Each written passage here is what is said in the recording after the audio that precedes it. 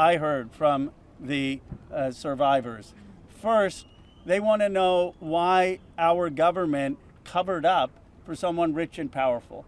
Why is it that we have two Americas? People say, why do you need to release the Epstein Files if Epstein is dead and Maxwell is in jail? Because we don't know who all was involved in the cover-up. Why are there rich and powerful people who didn't have justice? They want to know that. Second, many said it's important for their own closure. They don't know their own abuse. They want to understand what's in these files for themselves. And third, we heard that there are many others who obviously were involved.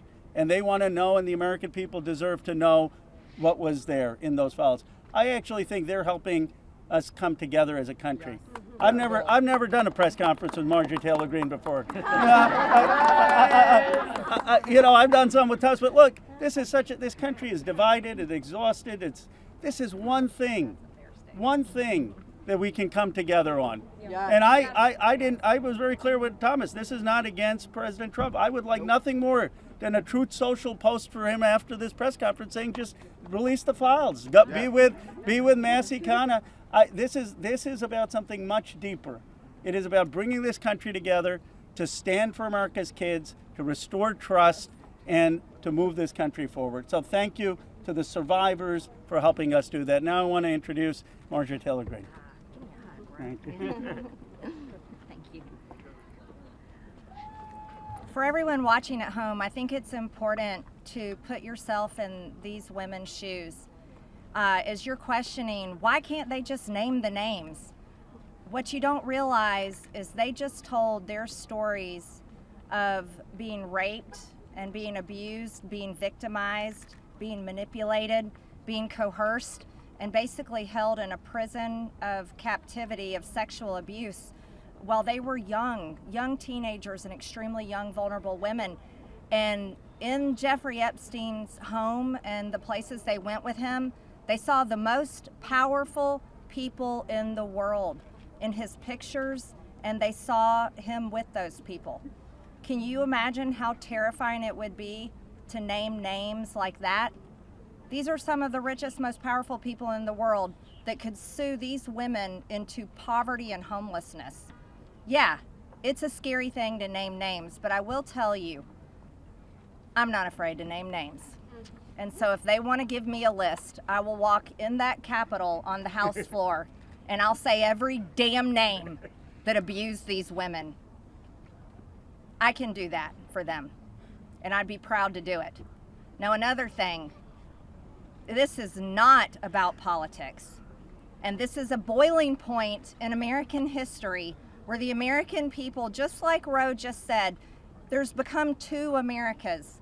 There's the America for the rich and the powerful and the elite, where they never face any struggles or problems and never experience what real America goes through.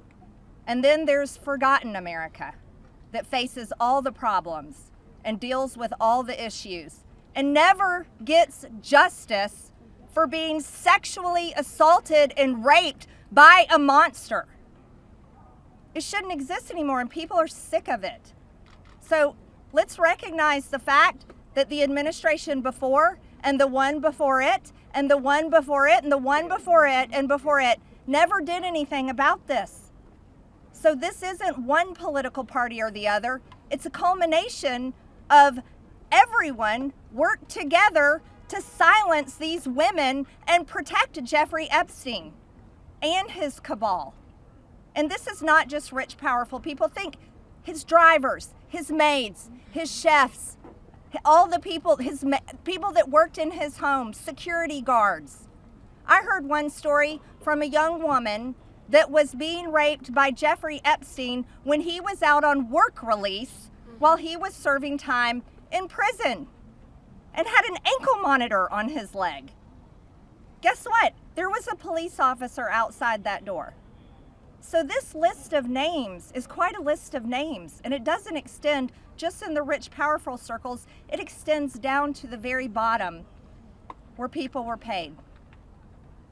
And again, I will say this, there's victims suffering today in similar circumstances, and they're terrified to name the names of the people that are currently abusing them.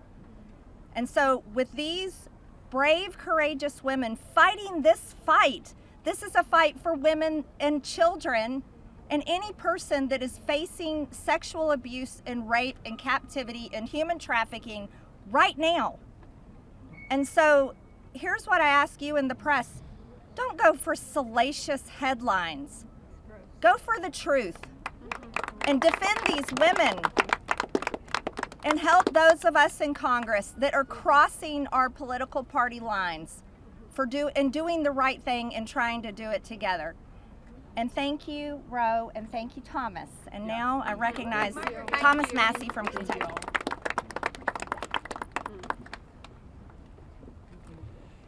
Well, there's 3 branches of government, and we're supposed to keep each other accountable. And that's what we're doing here today in the People's House. We're standing in front of the People's House with real people, not a hoax. And they've told their story. We wanted to give them a platform to speak, and they've had it. They stepped up, and they were brave. But I also today hope that they would persuade my colleagues to join this effort. But I found out something today that happened that I wasn't expecting. They persuaded me to fight even harder. I'm not going to give up.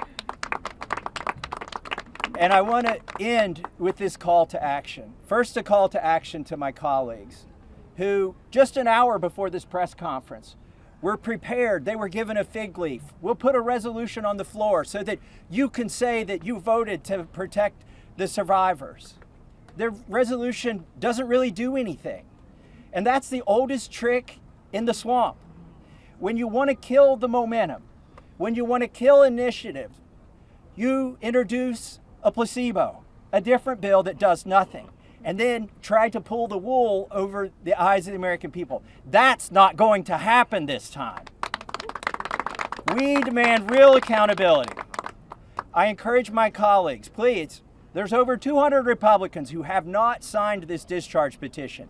We only need 2 of them to sign it. And every Democrat will sign it. And that will get us the number we need to force this vote, to pass a law, not a polite request to the DOJ to police themselves. No, we need legally binding legislation to force that to happen. And my main call to action is to the people watching these live feeds that are going through these cameras right now. Congressmen, listen to you. Light up their phones. Burn down the phone lines here in Washington, D.C. Ask them the questions that these survivors wanted you to ask them. Why won't you be for transparency? Don't accept their answer that the bill has a flaw or that the survivors don't want it. We know that's not true. They wouldn't be fighting it so hard in this town if it wasn't the real bill. So with that, please call your congressman. Tell him or her to get on this bill and to stand up for these survivors. Thank you and God bless. That's the end.